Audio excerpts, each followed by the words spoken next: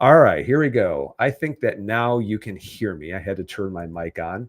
Dr. Nathan Thompson with the Wellness Way Yorkville. Happy Monday evening, guys. Welcome to tonight's live broadcast. I'm going to be talking about exercise and your hormones from a daily perspective, from a monthly perspective, and also the difference between men and women and menopausal women and cycling women. I'm also going to go over with you a really interesting article that I came across that was getting promoted on social media about red meat consumption and type 2 diabetes. I'm going to break that down as well and kind of differentiate between fact, fiction, and fantasy.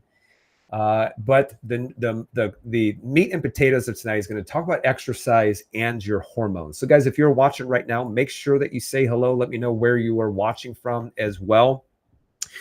If you are watching, we're streaming right now to Facebook at Dr. Nathan Thompson, Facebook to the Wellness Way Yorkville, streaming onto Instagram, YouTube, and Rumble. And I know that I put out a video today because a lot of people ask me, hey, how can I work with you? And they'll private message me. So I have if you're on Instagram, I have a reel that's pinned at the top on what to do exactly to work with us. And that way it just may skip a step as far as people asking as well. So again, guys, if you are watching, make sure that you say hello. Let me know where you are watching from.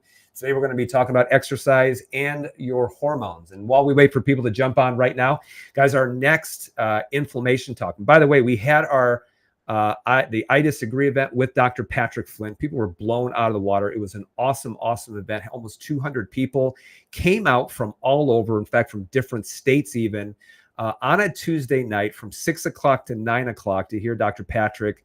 And it was absolutely awesome. So thank you, Dr. Patrick. You might be watching for coming on out and putting on the I Disagree event. It was a great, great event. And no, it's not on video either. That's one thing that we don't tape is we don't tape performances like those and put those out on video. So, but we do have some awesome events coming up at Exemplify Health Center, the Wellness Way, Yorkville. Thursday, November 9th, which is going to be a week from Thursday, we have our next inflammation event. If you're from the Chicagoland area, you want to work with me directly and with our office, please register for this event. Go to the top and register on the Eventbrite link. Thursday, November 9th at 6 o'clock p.m. If you are from outside the Chicagoland area and within the contiguous 48 states, so that's all of the United States minus Hawaii and Alaska, and you want to work with our office and me directly, you can go and watch the inflammation webinar. You can go to the top of the page. You can register for that webinar on Tuesday evening, Saturday morning, or on demand. You can watch it right then and there. And at the end, there'll be a link to schedule your discovery call with me. In fact, I had a few people who scheduled a discovery call just today. So with that, that way, when we do discovery calls, people sometimes are a little bit unsure. It's like, I don't know what you do. I just want to talk to you. And I'm like, okay, that's cool. Send me your labs. I want you to fill a couple of things out and let's see exactly what's going on. And then we can go from there. And so I know that we have a lot of people who reach out, who say, hey, can you give me a call? Guys, if I gave everyone a call or did a consultation call with everyone who wanted my help, I would be in full-time practice just on the phone. My family has to feed, it has to eat, obviously. So I do need to make some money. But we give you that opportunity with the discovery call. So you'll see that at the end of the inflammation webinar on how to do that. And so it's just really an awesome experience to be able to connect with you one-on-one. But also before I even see you, I get a chance to see a little bit more detail about your history, about past labs and things like that, and get a good idea of really what's going on with you and with some of the health.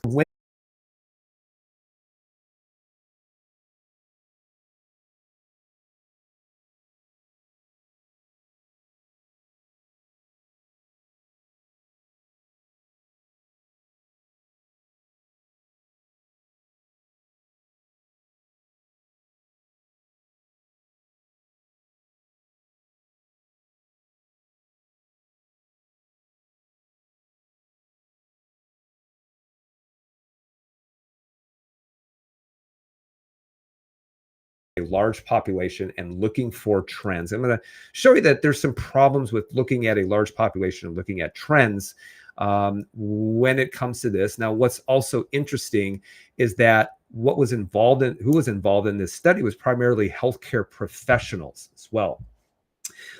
And so when you read the article, a lot of people just like browse the article, the title of the article, and I'm like, okay, that's it. That's why I'm a vegan. That's why I'm a vegetarian. That's proof right there that it's the healthiest for me. But basically, when you look at this, is that it involved about 200,000 people, a little over 200,000 people, and they wanted to see the relationship intakes of total processed and unprocessed red meat and the risk of type 2 diabetes. Their conclusion was, is our study supports current dietary recommendations for limiting consumption of red meat, that emphasizes the importance of different alternative sources of protein for type 2 diabetes. Basically, what they're supporting is replacing some of your red meat with nuts and legumes and even dairy. Okay. But here's what's interesting, because if you just read just this part of the article and you don't actually look at the statistics, then you would look at this, take this at face value and say, hey, maybe we should limit the amount of red meat that we are consuming. So looking at that at a face value, and by the way, not everybody can read this again, because it costs $31 in order to purchase this article. But this is the statistics that came from that research article. It came from 3 different studies. You had what was known as the Nurses Health Study, Nurses Health Study 2, and then Health Practitioner Functional Survey. And so it involved all health practitioners, but the first 2 were considered the Nurses Study. And basically what they did is they put people into different categories, meaning Q1 was the least amount of red meat, Q5 was the most amount of red meat. And so when you look at this, and if you're watching and looking at the slides, you're seeing that I'm comparing Q1 versus Q5. But here's what's interesting, because if they just said the more red meat you consume, the more that you're going to have type 2 diabetes. The other thing, though, is when you look at it, there's a lot of confounding factors involved with this. Number one, people who ate the least amount of red meat also ate the least amount of calories. And we are talking about average calorie consumption by about 45% less, okay? And then you also see that some other things going on is that actually when you look at nuts and legumes in some of these, actually there wasn't really much of a difference between the 2 categories. You'll also see that between quarter 1, who ate the least amount of saturated fat or red meat, also you can see that they consumed also less alcohol. So you'll have to look at all of this. But basically what I'm going to do here in just a second is I'm going to give you a synopsis of all of these different research, the statistics, in order for you to be able to draw your own conclusions regarding this. Okay. So when I looked at this and I came up with this solution, or this is what we concluded. Here's some problems with the study. Number one, when they looked at red meat, they included processed and unprocessed red meat. And in fact, there was a lower amount of type 2 diabetes in unprocessed red meat than there was when you looked at just processed red meat.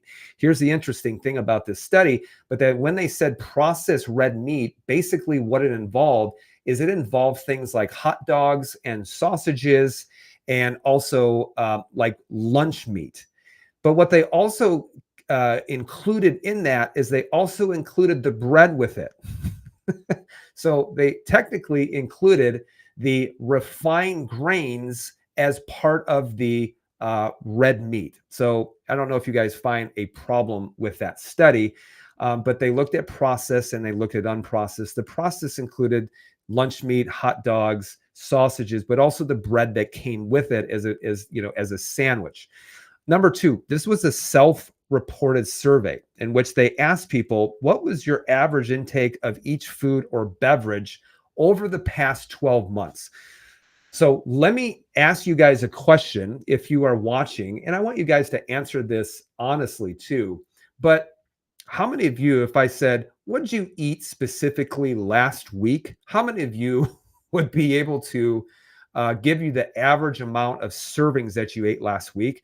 A lot of people don't have any idea of what they ate yesterday. And also, who knows if they can even remember what they ate on average over the past 12 months. Now, if you actually look at the the other stats that are involved with this, here what they found. The people who they put in had the highest red meat intake also had, depending on which study that you looked at, the nurses study 1, 2, and then the other study, the people who had the higher red meat intake also had 32 to 40% higher caloric intake.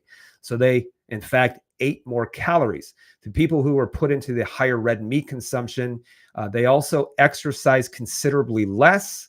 The people in higher red meat intake also had a higher body mass index. Now, the reason why this is important, because I don't pay much attention to body mass index. For example, if you look at my body mass index, and if someone just looked at it as far as what my number is, I'm borderline obese.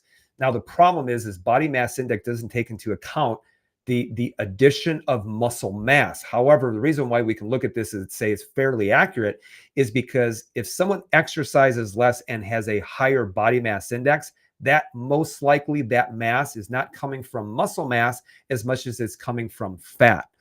The groups in higher red meat intake also had higher alcohol intake. Okay. Now, alcohol, is that involved in type 2 diabetes? Yes, because of what it does to the liver. And the higher red meat intake also took less multivitamins as well. And so, not to say that not taking multivitamins causes type 2 diabetes, but if you look at all of this as a whole, then the conclusion can be made is that it's never, guys, one thing. It's never one thing. And in fact, maybe the people who had a higher red meat consumption also had a pretty considerably worse lifestyle. Maybe the article should have been, hey, if your lifestyle is worse, then you're much more likely to have type 2 diabetes, because there's other confounding factors in here, like more caloric intake, less exercise, higher fat, more alcohol, and generally took less vitamins and minerals. So there's some problems with that. But then when you look at what their conclusion is this. The conclusion was red meat increases your risk of type 2 diabetes. And guys, there was even a difference in unprocessed red meat versus processed red meat, a pretty considerable difference between the two. But of course, they lumped in the processed and the unprocessed red meat. And people were, on social media touting this and saying, see, I told you so. And the reality is that this is just an example of just dumb science. It's just dumb science or broken science, which makes you wonder, are these people that stupid, or do they have an agenda? And I actually lean towards people actually having an agenda. You don't actually have to look too far. As when you look at really what they want you to eat, is they really want you to eat bugs. And that is going to be a trend of eating insect protein. Okay. So let's get into exercise and your hormones. If you're a man, please watch this. If you're a woman who has a menstrual cycle, please watch this as well. And if you are postmenopausal, please watch this, because for all three of you, it's going to be different. In fact, in some cases, it's going to be considerably different too. The reason why I wanted to talk about this is because a lot of times I'll put like, hey, here's what I did for exercise. People ask me, they're like, hey, I want to follow along. I want to do what you're doing. I'm like, sure, I'll just post it every single day. No big deal. And, but I am someone who never does anything not enough. All right. And give me a thumbs up if you're that person too, if you're that person who just, I'm going to exercise and you're like, well, I'm not doing enough. I tend to overdo it. So I tend to push my boundaries and then kind of figure out, yep, I've kind of hit my boundary. That's the point where I'll actually, be injured or have a hard time recovering. That's not necessarily, I'm not saying that I'm awesome. I'm saying that that's kind of a fault of mine. But for a lot of people, I'm trying to get them to start to exercise. But for some people too, I'm also saying, hey, you need to take a step back, because your first thing that you need to do is get back into recovering a whole heck of a lot better. So is there such thing as overtraining? The answer is an emphatic yes, there is. And I have 100% been there as far as overtraining. And I'm going to give you an example. This was probably about 5 years ago. And I spent the whole entire year just perpetually injured. I tore a disc in my lower back twice. So I had probably spent about 3 to 4 months of the whole entire year just hardly able to pick anything up or bend over. and it was just absolutely miserable. So even a couple of times I came back too soon and re-injured the area, not as bad as the first time, but I spent about a good 4 months being in tremendous amount of pain. Not only that, I tore my bicep tendon trying to attempt a bar muscle up, and I felt it tear. I didn't tear it all the way. And, and I had problems with my Achilles. I was so perpetually inflamed and injured. And I looked at this and I'm like, you see like performance start to go down and things like that. So here are some of the 12 signs that maybe you might be overtraining. And also I added on there under recovered. See, the thing with exercise is that the more that you do it, like the more you exercise, the more you need in order to stimulate growth, which means that you also have to recover more, i.e. sleep and eat correctly and things like that. So here's some of the cardinal signs that you're overtraining. Number one, you have loss of performance, meaning that if I did one workout, like I might be getting weaker, my endurance might be getting weaker. If I did the same workout over the course of 3 months and my performance goes down, meaning I'm not lifting as heavy weight, or the amount of work that I perform within that workout decreases, then that means that I'm overtraining and probably under recovered. If you have increased difficulty or you're starting to get weaker as far as your weights and you're not, continually progressing, that's a sign that you're overtraining. If you have excessive soreness, meaning that you're doing kind of the same things that you were doing, but you wake up and there's a lot of soreness. That can be signs that you're overtraining, under recover. But what it also can mean too is you might be very mineral deficient, like potassium deficient. You might develop a lack of appetite. You might have fatigue. And in fact, when you wake up in the morning, you just don't feel refreshed. You don't feel recovered. Mood problems and lack of focus. You might even develop like agitation, anger, maybe even depression. Your sleep quality might be getting worse. You might be waking up at 2 to 3 in the morning, or you may in the morning not being able to go back to sleep, or you may have a hard time falling back asleep. You can even see that you have a decrease in libido. This is true for men and women. What's interesting, if men overtrain, you can also see a decrease in testosterone. You might be getting sick quite a bit. The reason why is because cortisol goes up, the immune system goes down. You might have frequent or nagging injuries. Amen to that. I've experienced that. Fat gain and loss of muscle. You just might feel that you are soft instead of building muscle. And also you might have an elevated resting heart rate in the morning. So these are all 12 different signs that you might be overtraining and are under recovered. So this is important because I have to have that conversation with some people. However, for some people, I'm just trying to get them to do 5,000 to 10,000 steps as like a first step in order to help them. But there are the other side, which I'm in that camp, who tends to overtrain. What's interesting, guys, is one of the first things that you need to pay attention to when you are on any kind of exercise program is your recovery. It's your recovery and also when you should be working out. Okay. Now, if you look at this graph, you're going to see your daily stress hormone. By stress hormone, we're talking about cortisol, and then also looking at your recovery hormone, which is considered melatonin. A lot of times people think that melatonin is your sleep hormone, and it's not. It's your repair hormone. And this is why, if you understand that melatonin is a repair hormone, you'll understand why sleep is so important for recovery and for repair, and also to kind of refill your hormone reserves, especially for your adrenal gland. So if you look at this graph right here, you're going to see that cortisol and melatonin run in opposite of one another. So if you look at cortisol is supposed to elevate in the morning. In fact, what wakes you up should be cortisol. Not if you have to urinate at 3, but let's say you make it all the way at night, and what wakes you up, and it should be around 6 o'clock in the morning, is the hormone cortisol. And that cortisol actually is what starts to mobilize your blood sugars and makes you feel more awake. What's interesting is if you ever look at people and they can't wake up at 6 o'clock, and in fact, they're waking up at 9 o'clock or 10 o'clock, or they wake up at 6 o'clock and they need 17 alarms just to be able to pull themselves out of the bed. And then they run for caffeine because it's taking them 2 to 3 hours in order for them to feel woken up again. So if you have a normal circadian rhythm, then that cortisol awakening response should be happening around 5:36, 6:30 in the morning, and it should wake you up. This is why it's more important to go to bed in early in the evening than it is to sleep later. Okay. So it's better for you to go to bed at 9 o'clock and wake up at 5 than it is to go to bed at 2 in the morning and wake up at 10. And then you'll see with cortisol, you'll see it elevate, elevate, elevate, and it tips off at about 11 to 12 o'clock p.m.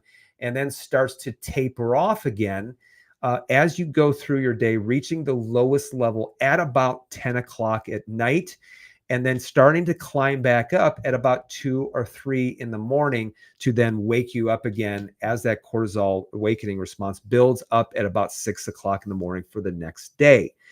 Then when you look at melatonin, it runs inverse to that. So melatonin is actually going to be at its highest at about 10 to 2 o'clock at night, 2 o'clock in the morning.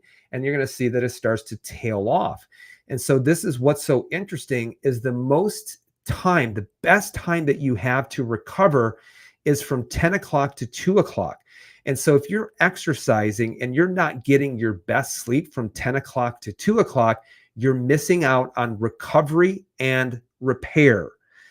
And so that's why a lot of people, though, they said, yeah, but I get 8 hours, but they're basically going to bed at 2 and waking up at 10, which is certainly true for a lot of teenagers, especially on the weekend. So melatonin, guys, is your repair hormone. Cortisol is your stress hormone and your blood sugar mobilization hormone. It's not that it's a bad thing.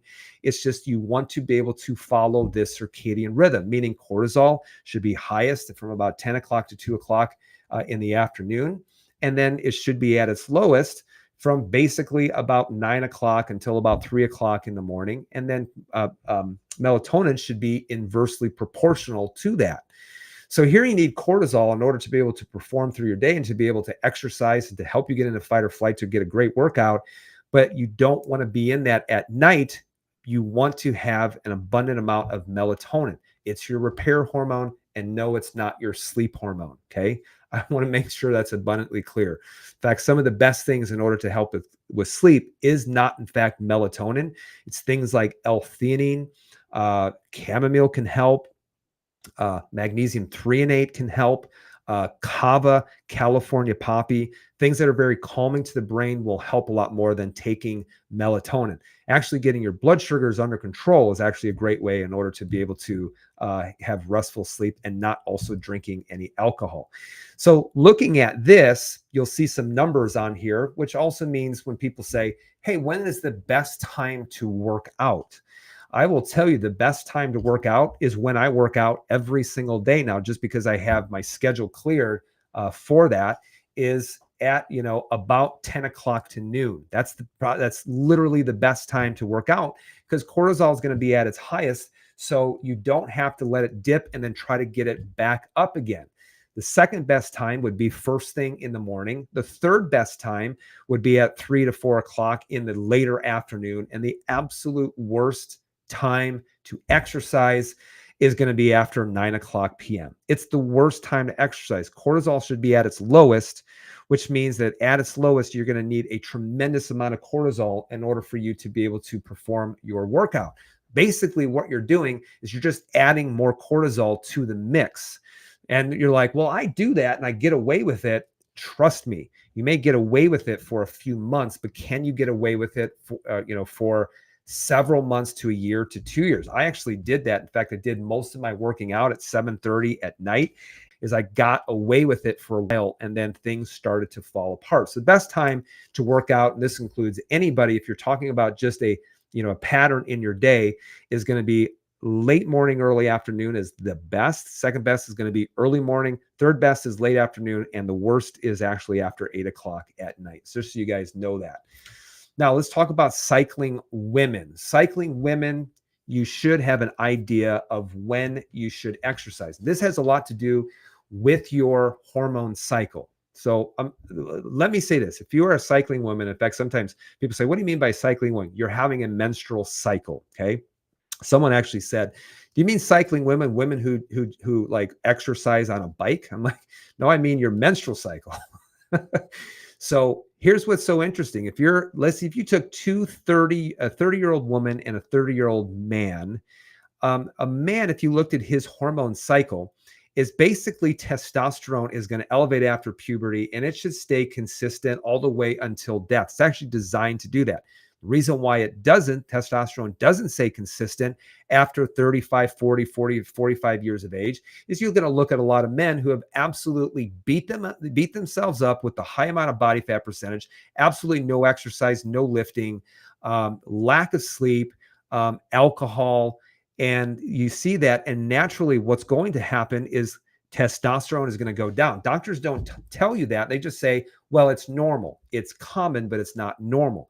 Testosterone should elevate at puberty and should stay elevated throughout the whole entire life if a man is truly taking care of themselves.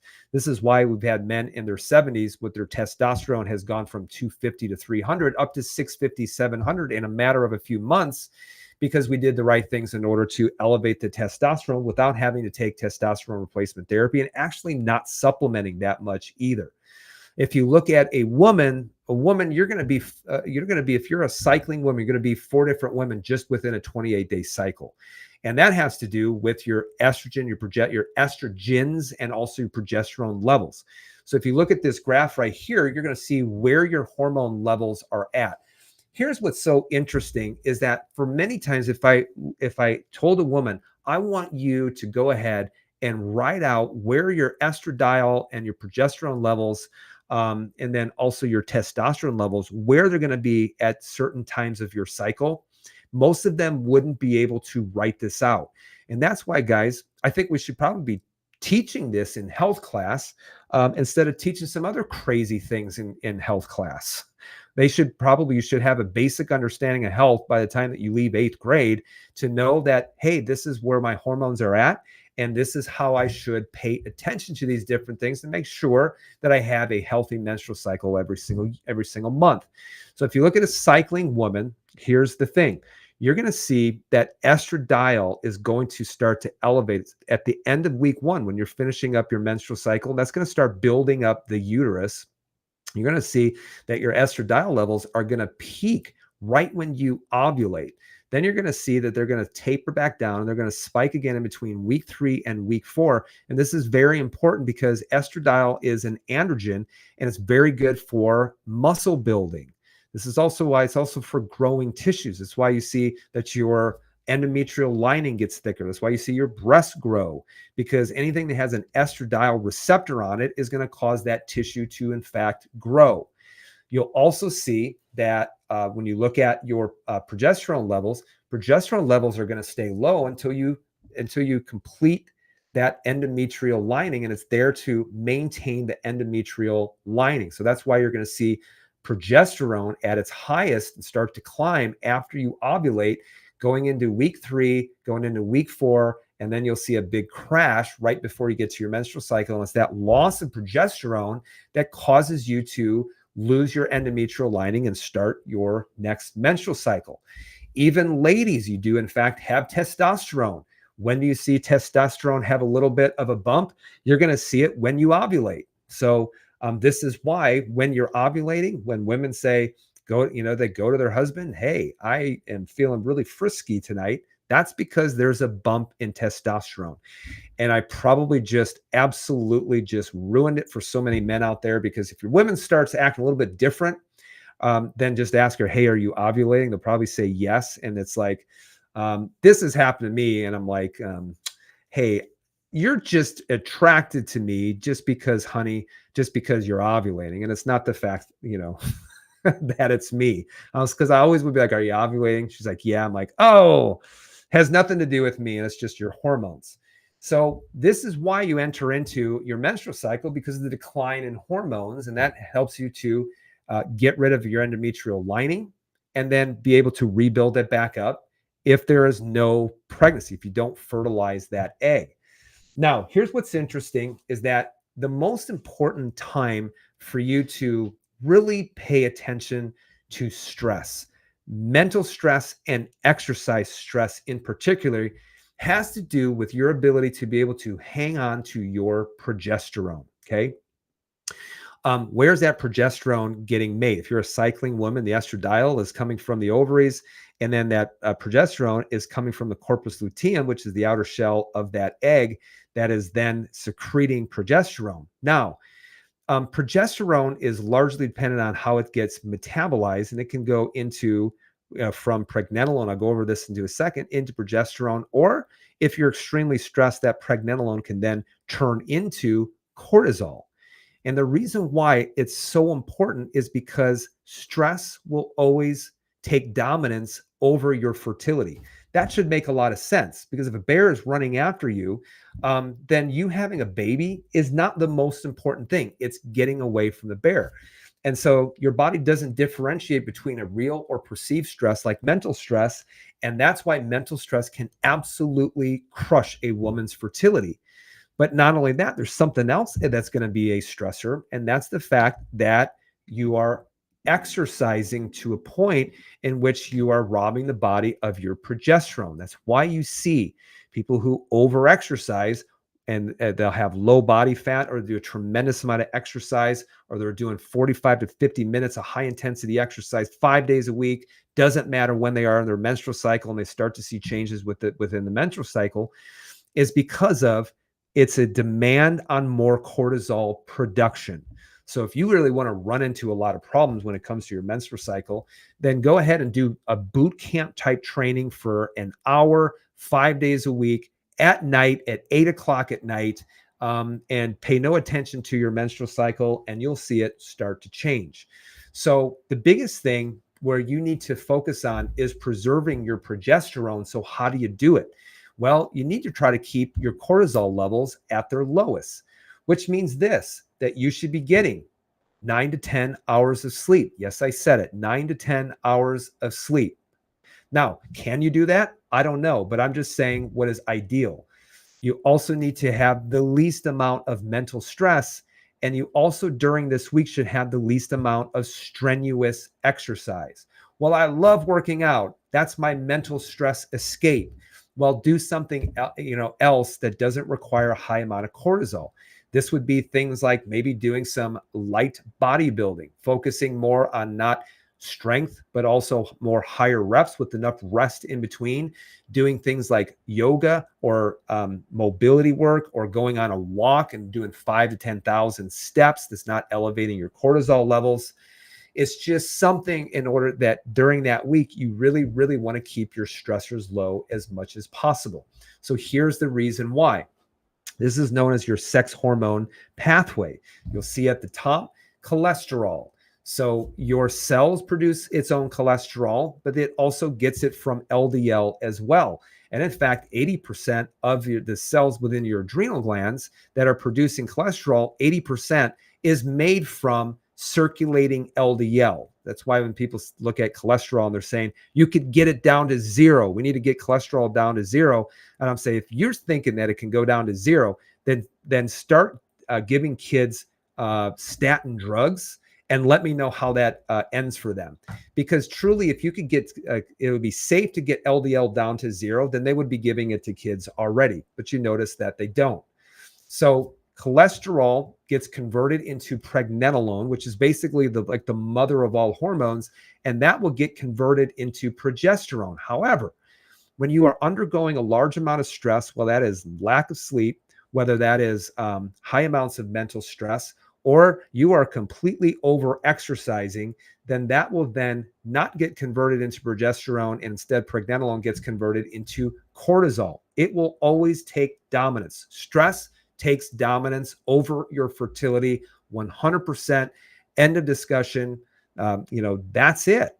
So that's why stress can be a killer for so many different people. So you may ask, well, why does it not affect men though? The reason why is an acute stress actually will increase a man's testosterone. You put him into war and you will see testosterone go up, because testosterone production is not dependent. It is not dependent on cortisol. A little bit of it is, because a little bit of it's made from the adrenal glands, But by far and away, where that testosterone production is happening is, in fact, at the testicles. And that's not dependent on stress, but it can be dependent on some other things like alcohol, sugar, amount of fat distribution that's taking place. But this is why and women are different as far as hormones when it comes to stress. So just remember this: anything, especially on that week 3, that is simulating a bear, whether it's mental, over exercise, whatever it might be, is that you will then be low in progesterone, higher in cortisol. This is why you will even see changes within your thyroid gland. You'll see high reverse T3. This is also why, you will also, your menstrual cycle may be going short. That's why when I say, hey, how long is your menstrual cycle? And they're like, it's about 22 or 23 days. And I'm like, you're very, very low in progesterone. One of the things that you should probably do is start reducing your stressors, get more sleep, make sure you're not exercising, especially during week 3. And then there's some other things too that you can in order to lower mental stressors and also help you to hang on to your progesterone levels longer. One of them actually being chaste tree. So cycling women know when to exercise. And I think this is very important. And I want you to think of this. I've seen people say, I don't need a menstrual cycle. I hope I lose it. Well, if you lose it, it means you're unhealthy. That's like saying, just for my convenience, I want to make myself more unhealthy. So cycling women know when to exercise. In fact, I will actually say this, is that if you are cycling and you want a healthy menstrual cycle, the best times for you to really go after it would be week 2 and week 4. Week 1, you should actually, if you are menstruating and you are trying to shed that endometrial lining, you should keep your exercise very light. And that's why doing things like a vibration plate, doing yoga, doing walking, mobility, or doing some light strength training. I also like things like isometric holds that are not elevating your heart rate. What do you mean by an isometric hold? Well, you can still be doing some strength training without elevating your heart rate, and also not just absolutely blasting your adrenal glands, like doing heavy deadlifts or heavy clean and jerks, things like that. So what do you mean by isometric holds? This would be like a dead hang from a bar. This would be like holding yourself in a lunge with your back knee a little bit elevated off the ground. This would be like doing a hollow body hold. So in the hollow rock position and holding it in that position, or doing a plank, or doing a handstand hold. All of those build tremendous static strength, and they're also not elevating your heart rate to the point where you're going to just absolutely try to mobilize cortisol in order to try to mobilize a bunch of blood sugar or a bunch of stored sugars as a result. So week 1 is a good time that you start training a little bit different. Week 2, this is where you can do heavy weightlifting, heavy bodybuilding, heavy metabolic conditioning. The reason why is because you actually aren't going to have high progesterone at that time. You're going to be the highest in estradiol, which is very androgenic. This is probably where you feel at your best. You probably feel your strongest. You probably feel you have the most abundant energy. In fact, you probably feel the best, as far as brain wise as well. But then when you start to go into week 3, then a lot of how you're going to hang on to your endometrium is going to be reliant on your progesterone levels. So this is why you want to go back to doing things like vibe plate and yoga, doing walking, mobility, isometric holds, or doing some lighter strength training that's not going to elevate your heart rate too much. And then in week 4, you can also go after it. And the reason why is you in fact want to deplete your hormones at that point. You want to deplete your progesterone, which means that doing metabolic condition, heavy weight training, and things like that will be actually the best, most preferred way to work out, so that you can kind of dump all your hormones so that you're starting from scratch again to start your new menstrual cycle. Now, what about post-menopause? And you may be thinking right now, gosh, that just is not fair. That's not fair at all. In fact, I think that might be a little bit sexist. Listen, men and women are different. Men and women are different. I have said that for so long. Men and women are different. They're hormonally different. No one's better than the other, but men and women are very hormonally different. And when we start honoring that, then maybe we will not have women who are trying to train like men and who could be hurting their health as a result. Men and women are very different hormonally. Men and women are very different hormonally until you hit menopause. And then you'll see that your hormones are going to be evening out, and your hormone contribution is going to be coming from your fat cells, and they're also going to be coming from your adrenal glands. So if you look at postmenopausal women, you will actually see that once you do hit menopause, average age is going to be anywhere from 49 to 53. You're going to see that your hormones are going to level out. This can be a tremendous time in which you don't feel the highs and lows and emotional roller coaster that you feel during your menstrual cycle. But everybody says, well, why did she just absolutely sail through menopause with no issues, and that I'm having all these different kinds of issues? Well, the reason why is that if you had any bad behavior during your menstrual cycle, a lot of that gets covered up with your estrogens. Estrogen is very anti-inflammatory. That's why if you have a tendency to be inflamed, when you're going to be inflamed is when your estradiol is at its lowest, which is going to be in week 4. And that's why if you are already inflamed, you have behavior that is inflaming you. This is why PMS can be so incredibly lousy for so many people, because they lose the anti-inflammatory effect of estradiol. And so if they're already inflamed, they're going to feel it most. That's why if you look at research studies, they say C-reactive protein elevates in the 4th week. I'm like, it doesn't have to, unless there's something that's involving the barriers or infection or things like that, or tissue damage that would cause the immune system to start to pick up and just do its job. That's why I say 2 women can go through menopause and have a dramatically different result. And it has to do with where they're starting from when they hit menopause. So after menopause, what about your exercise? Well, then really basically what you can do is you can train like a man. And the reason why is because it's not dependent on your menstrual cycle. So can you train more like a man? The answer is yes. It doesn't mean you get to do whatever you want, just like a man can't do whatever he wants. It's because now you're not going to be robbing your body of progesterone. So after postmenopause in men is that they can start to train very similarly. Does it mean that you still should train stupid, that you should still recover, that you still should be paying attention to your sleep, to your nutrition, to your stressors? It just means that it gives you more freedom to train more like a man, because your hormones are going to stay more even keel and more consistent. So let me give you an example of this. This is a Dutch test. If you're watching on YouTube, Rumble, and on Facebook, you'll be able to see this Dutch hormone testing. By the way, a Dutch test is not necessarily looking at production as much as it's looking at hormone metabolism. And this is just one page. This is the first page of the Dutch test. It's like 14 pages long that you get. But here is a woman, 38-year-old female, who was having very severe menstrual cycle issues, had very high amount of mental stress. All I had to do was say, "Are you stressed?" and then just look at her reaction. And I knew that she was.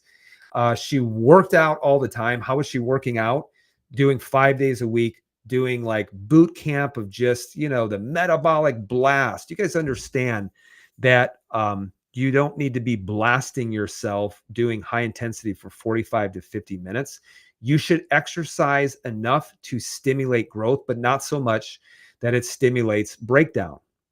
And so many times I would actually rather have people go a little bit under their threshold versus always going over the threshold. And maybe that's one of the reasons why I always work out so much, is to, in fact, see where that threshold actually, where it lies. So she worked all the time, had severe weight loss resistance. But if you look at this, one of the things that you will see is you'll actually see very high in estradiol, which she's not clearing it out the way that she's supposed to, and then very low in progesterone. And so she was losing her progesterone. Her progesterone was degrading very quickly. And in fact, one of the reasons why was just because of the type of exercise that she was doing. So in one of these cases, this is one of the things that you say, hey, if you want to feel better, maybe stop exercising so much. And I know that's tough pill to swallow, but if you want to recover, sometimes exercise is one of the things that needs to go. And this is actually coming from someone who owned gyms and told people by looking at their lab work, hey, you need to put your membership on hold. You need to take it easy for the next 8 weeks or so. So what are some other markers that you can look at? This is why the Dutch test is so important. But are there other markers that you can look at in the blood that can show that you might be over exercising and being under recovered? The answer is yes. So you can even look at some basic blood markers that come from a comprehensive metabolic panel. For example, blood urea nitrogen. So this is not just a kidney test. Everybody thinks it's just like a kidney test, and oh, you got too much protein in your blood. But your blood urea nitrogen is actually a good indication that you're under recovered. If you have more proteins in your blood in the form of urea, it actually means that you could be even low in melatonin. So you might be over exercising, breaking down your muscles too much, but then you're also not repairing the way that you're supposed to. And in fact, and you'll see some of the people who are the sickest have an elevated blood urea nitrogen. You also may see an elevation in creatinine, not in creatine, but in creatinine. Creatinine is basically a protein that will end up in your urine when you are breaking down muscles. So if you're repeatedly seeing elevated creatinine, first thing that we ask people is hey, did you exercise very heavily yesterday? But if that's staying elevated, that can just mean that you're just beating up your body quite a bit. You're breaking down your muscles. And yes, it can mean some kidney issues as well. But if in a healthy person, elevated creatinine means that they're beating themselves up pretty good. You can see elevated globulin. You can see elevated reverse T3. Excuse me, reverse T3 is going to go up. Most of the time, it's never measured on a thyroid panel. But reverse T3 will elevate under tremendous amounts of mental stress, tremendous amount of exercise stress, and during tremendous amount of illness. So anytime that you see that elevated, you better figure out why that's going on, because basically what's happening is your body is trying to down-regulate your metabolism because, in fact, you are sick. You might see some elevations in homocysteine. You may see elevations in C-reactive protein. You definitely are going to see some elevations in cortisol. You can measure it in urine and in blood. And you also may see some issues in men and in women too, some decreases in testosterone. I was actually watching a video of a fitness influencer who's getting ready to do a bodybuilding competition in the next 2 to 3 weeks. And he's been measuring his testosterone ever since he started going on his from bulking to trying to lean down for the competition. And his testosterone has basically gone from about 450 down to 90. And so basically he's in a severe, long-standing caloric restriction with an increase in activity to try to lose weight. And it's absolutely tanking his testosterone as well. So here's a picture of me, probably when I was at my leanest and biggest as far as muscle mass. And also, if you look at these tests here, this is what my tests look like. So even though I might have looked the best, on a blood panel, I was at my absolute worst. And that's why, guys, we need to stop looking at outer appearances. We got to stop looking at these fitness influencers, a woman with a 6-pack ab and, in booty shorts all the time, talking about their diet and their nutrition. And I say, run some lab markers, run a Dutch and run a blood panel. Let's truly see what we going on. And many times, the ones who, what we would say, look the best are, from a hormone perspective, are actually at their worst. And so that's why, guys, we have to pay attention to our exercise. We should be working out different. If you're cycling, we need to make sure that we're paying attention to working out at the right time during the month, right time during the day, making sure that we're recovering the way that we're supposed to, and that we're also eating to fuel our bodies and not eating to starve our bodies or to punish our bodies. So how do you get your cortisol specifically? How do you get that under control? Here's a couple of things that you probably should consider, especially if you love exercise as much as me. is more exercise, guys, is not necessarily better. Let me say that again. More exercise is not necessarily better. I remember, I've coached a lot of people. I've written 4,000 workouts. I've had 300 people in a week actually do, the workouts. We had some that were bad. We had some that were really good. Things that overstimulated, things that understimulated. And the only way to know is to actually do it. So a lot of times people would say, oh, we only did a 5-minute high intensity workout. I'm going to go home and I'm going to go run 5 miles. So more exercise, guys, is not necessarily better. There's the law of diminishing returns. And this is why there is absolutely needed is rest days. Typically for me, I'll take a rest day every like 3 on and 1 off. Sometimes 4 on and 1 off, but by the 4th day, I'm not feeling super hot. I feel over-exercised and under-recovered. And basically, people say, well, what should it look like? Well, follow your monthly, what you should be like during your monthly cycle. But for a lot of people, it should really be 3 on and 1 off. And the 3 on should be maybe like a 10 to 15 minute high intensity exercise. Maybe then the next day, anywhere from maybe 20 minutes to 25 minutes at more of a moderate type pace, but still done at a fairly high intensity. The 3rd day really should just be some kind of weight training and not elevating your heart rate and then take a rest day. This is just a general rule, but blasting yourself every day and punishing yourself is you're going to see the law of diminishing return. Because if it was always an equal exchange, the people who worked out the most would be the ones in the best shape, would be the strongest. But we know that simply isn't the case. You should actually work out in the morning or early afternoon. Those are the best times to be able to work out. Sleep, you should get to bed no later than 11 o'clock. In fact, getting your best sleep is going to happen from about 9 o'clock to 2 o'clock in the morning.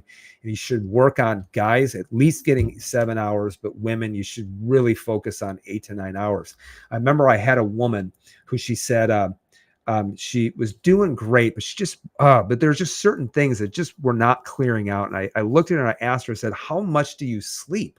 She's like 5 hours. And I said, oh my goodness, can you get that up to 6.5? She's like, I can get up to 5.5. I'm like, okay, just do 30 more minutes and then we'll figure out how to get you up to 7 or 8 or maybe 9 hours as well.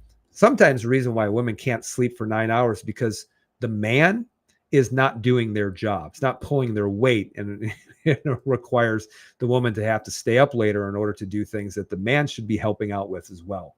So get to bed no later than 11 o'clock.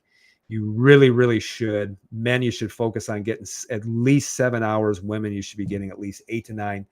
And then how about your nutrition pre and post workout? Okay, so watch this.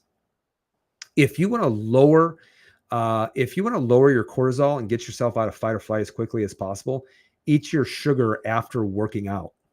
So after working out, as you get your sugar, you'll replace the sugar, put it back into the blood, so cortisol will immediately go down.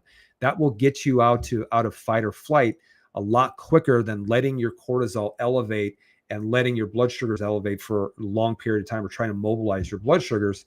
And then eat your protein once you get out of fight or flight. I love when people put themselves into fight or flight, in which there's low stomach acid, saying, I'm going to get my 100 grams of protein right after I blast myself with some kind of metabolic conditioning workout. And when you're low in stomach acid and your digestive system is not ready for proteins, which are taking the longest to digest. So eat the protein once you're out of fight or flight. And so that's why I really don't eat a lot of protein until 2 or 3 hours after I work out. And then, women especially, is handle your other mental, chemical, and physical stressors. This is why getting testing is so important, because someone might say, oh, well, I work out however I want on week 3 and I don't have any issues. Well, I'll say maybe you don't have any issues yet, but also maybe you're doing a better job of handling other physical stressors and also other mental and chemical stressors, which gives you a little bit more leeway. So hopefully, guys, that makes sense to you. So just as a reminder, guys, Coming up Thursday, November 9th at 6 o'clock p.m. is the Approach to Inflammation here at Exemplify Health Center, the Wellness Way, Yorkville. If you want to work with our office and you're in the Chicago area, please come to that event. We'll also have a gift for you at the event. Inflammation, guys, is where you first and foremost have to address that. So whether you have weight loss resistance, we've had 3 women come in just in the last week with hormone-based breast cancer, problems with fertility, thyroid issues, including Hashimoto's, type 2 diabetes, autoimmune conditions, any kind of hormone issues, guys. There is an inflammatory component first and foremost. That's where you need to start. And guys, if you want to work with me remotely, then go ahead and jump on and register for that webinar. It's at the top of the page. Get registered for it Tuesday night or Saturday morning, our time, Central Standard Time, or watch it on demand. At the end of it, you'll see an opportunity to schedule a discovery call. Anyone who's in the contiguous 48 states here in the United States right now, we don't have the capacity to work with people outside of the United States, mainly because we can't order the testing, and then also just getting certain things that people need as well. So exercise and your hormones. Hopefully, guys, you get a better understanding of your hormones. Sometimes I feel that a chiropractor shouldn't be teaching you this. Maybe your OBGYN should be teaching you this, or your endocrinologist should be teaching you this. However, they don't, because insurance won't pay for it. But I will, to spend time with you wonderful people, if it helps you with your health. If it helps you with your health, then that's what my mission is to change healthcare as we know it, and to help people live long, healthy lives, and to not need the fire department, but instead have carpenter care that helps to restore them back to sufficiency, help them restore back to normal. So guys, I hope you enjoyed this. Be well, be blessed. I'm currently right now, just so you know, fasting. So I'm at 24 hours in right now. So let me know how long you'd like me to go. I will not go less than 3. I will not go more than 6. So let me know how long you would like me to fast. Put it in the comments below. Guys, we will jump on Instagram probably tomorrow and do a question and answer. But until then, guys, make sure that you continue to enjoy our content. Make sure that you share it as well. And I'll see you again next week for either a question and answer or for some awesome live video to help you live your best life and to not need fire department care. So guys, be well, be blessed. And I hope you guys have a great rest of your week and a great weekend. And I hope that you remember, guys, who you are.